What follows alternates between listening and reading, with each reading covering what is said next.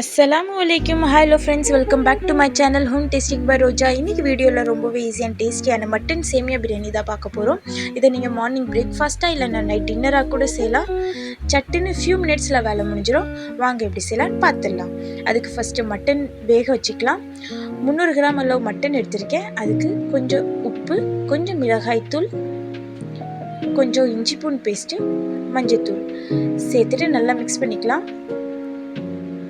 Mix பண்ணிவிட்டு இந்த மட்டனை 5லேருந்து 6 விசில் போட்டு எடுத்துக்கலாம். நல்லா வெந்துடும். அடுத்து அடுப்பில் ஒரு சட்டி வச்சுட்டு அது ஹீட் ஆன பிறகு 4லேருந்து 5 ஸ்பூன் ஆயில் விட்டுக்கலாம்.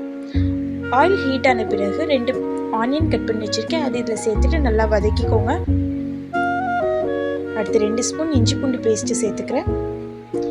இஞ்சி பூண்டோட பச்சை வாசனை போன பிறகு 2 தக்காளி, 1 பச்சை மிளகாய் அதையும் இதில் சேர்த்துக்கலாம். சேர்த்துட்டு நல்லா வதக்கிக்கோங்க. அடுத்து இதுக்கு தேவையான அளவு உப்பு சேர்த்துக்கலாம். கொஞ்சம் மல்லித்தழை சேர்த்துக்கலாம். 1 ஸ்பூன் கரம் மசாலா சேர்த்துருக்கேன். 1/2 ஸ்பூன் மஞ்சத்தூள், 2 ஸ்பூன் மிளகாய் தூள். இந்த எல்லாத்தையுமே நல்லா வதக்கிக்கோங்க. அடுப்பு சிம்ல வச்சு நல்லா வதங்கின பிறகு நம்ம வேக வச்சிருக்க மட்டன் இதில் சேர்த்துக்கலாம். சேர்த்துட்டு நல்லா மிக்ஸ் பண்ணிக்கோங்க.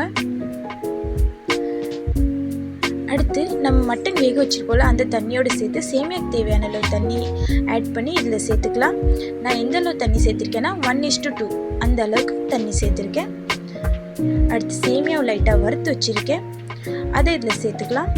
ஆல்ரெடி ரோஸ்டட் சேமியான்னு தான் பேக்கெட்டில் போட்டிருக்கோம். இருந்தாலும் நம்மளும் லைட்டாக அதை வறுக்கிறது நல்லது. அதை இதில் சேர்த்துட்டு நல்லா மிக்ஸ் பண்ணிக்கலாம்.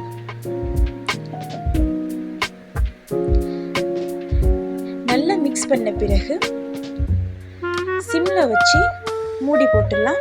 சிம்மில் வச்சு 10 நிமிஷம் வரைக்கும் வேக விட்டுட்டா நம்மளுடைய சுவையான மட்டன் சேமியா பிரியாணி ரெடி. என்னோட இந்த ரெசிபி உங்களுக்கு பிடிச்சிருந்துச்சுன்னா லைக் பண்ணுங்கள், ஷேர் பண்ணுங்கள், மறக்காமல் சப்ஸ்கிரைப் பண்ணுங்கள்.